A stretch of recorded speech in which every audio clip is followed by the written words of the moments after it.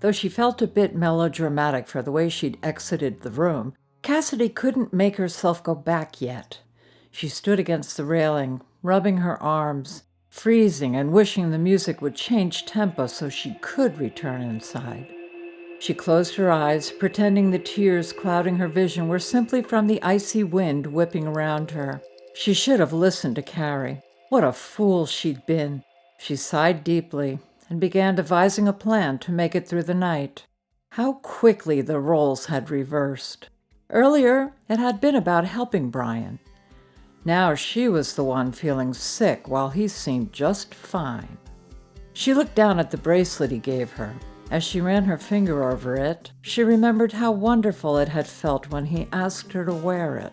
He was trying to say thank you to a friend, and whether she'd wanted to acknowledge it or not, the whole time she'd been building it up to mean more. She frowned. Her imagination always was a bit overactive. The music stopped, and Brian released Miranda abruptly.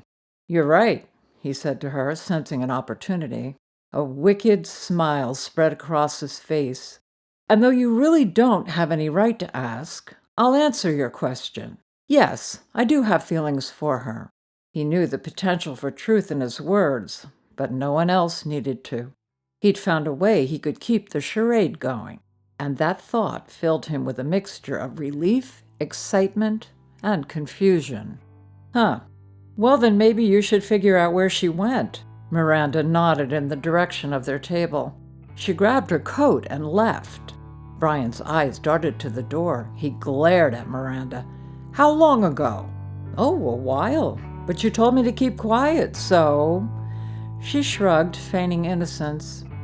"She went outside," Derek said, walking toward them and frowning at Miranda. "Calm down, Romer. It's not like she'll jump ship and swim ashore." "Thanks, man," Brian said, and for the first time he was able to feel something other than loathing for Derek Gaines. He strode across the room and stopped, one hand on the door. He saw her standing by the railing, looking out at the water, shivering. Something had propelled her outside, and part of him wished it had been because she wanted him as much as he wanted her. That seeing him with Miranda had made her so angry she had to step away to compose herself.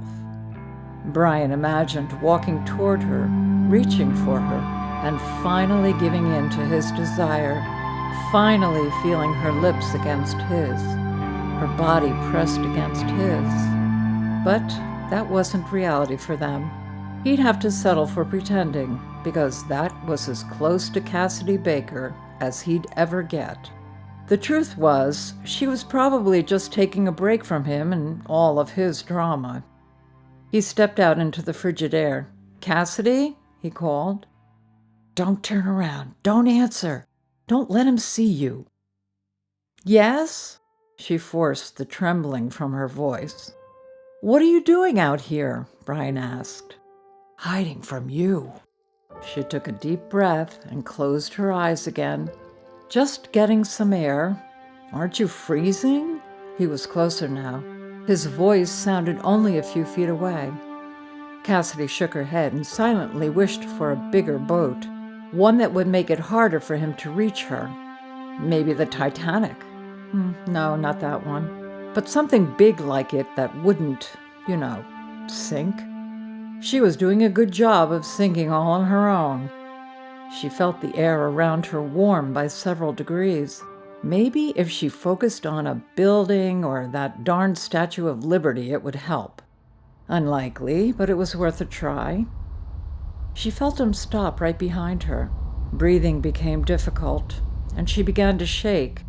Cassidy stuffed her hands as far into her pockets as she could without ripping them. "Pull yourself together, woman," she scolded herself.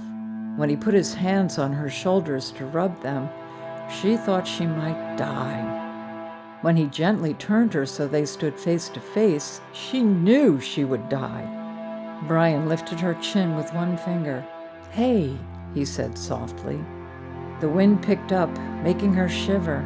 It had nothing to do with his eyes and how they bore into her, or the way it felt when he touched her. or the fact that he was such an astonishingly handsome man. She fought the impulse to trace the outlines of his face and run her fingers through his hair. None of this was good. It was only going to get her hurt. Cassidy did her best to smile at him. "Hey, tired of being my date for the night? I thought we were going to dance," he said, cocking his head to side and giving her a smile dripping with charm. "Crap. You seemed otherwise engaged," she said, letting out a slow breath. "Did you have a good talk with her?" "Not particularly. Miranda was never very good at minding her own business. Would you like to hear about it?" "Not really." Cassidy tried to look supportive. She was good at ignoring her feelings for the sake of someone else's. "Sure, love to." He placed his hands on her waist and began to sway slowly to some song only he could apparently hear. From what Cassidy could tell, the DJ had some crazy dance music on inside. She moved along with him but narrowed her eyes, suspicious of what he was up to. Maybe Miranda was watching them and he wanted to make her wish she'd chosen him over Derek. Maybe Derek was watching and he wanted him to see just how over Miranda he pretended to be. Maybe he was just cold. "Well," he began, his tone unfamiliar, "she seems to think something is going on between us. I guess the plan worked then, huh?" She let out a nervous laugh. "I'm a better actress than I thought. Maybe I should join you out there in California." He only continued to look into her eyes, intense and focused. She'd been cold a minute ago, but under the weight of that stare, her entire body heated up to the point she felt a bit feverish. She swallowed hard and thought of ice cubes or snow, anything that might cool the temperature she felt continuing to rise. Brian slid his hands from her waist around to her back, pulling her closer. "You're freezing. Come here," he said. He could never really have her, but for now he could imagine that this night was real, that tomorrow they'd still be together, that she loved him. "Well, okay." Cassidy was confused. "We have an audience," he whispered, bending close to her face. "What should we do about that?" Was he being serious? And how was she supposed to think, much less form coherent sentences, with his mouth that tantalizingly close to hers? He continued their dance, never taking his eyes off her. He cupped her face with his hands and moved closer still. "Oh, he's going to kiss me," she thought. Cassidy pushed away from him and turned her back to him, looking out at the water, anything to avoid direct contact. She was dangerously close to giving in, even knowing that this was all just part of a game. The possibility of kissing him was just too tempting. He stood so close that she could feel his breath on her neck. He didn't touch her, but he didn't have to. Every nerve in her body was standing on end. Cassidy crossed her arms and put a hand to her mouth. Would it be terrible of her to kiss him? They were supposed to be on a date, and that's what dates do. He had that other woman back in California, and he had Miranda inside. His heart was already very full of women, and Cassidy knew that there was no room left for her. Still, they were just pretending, and she was helping him out.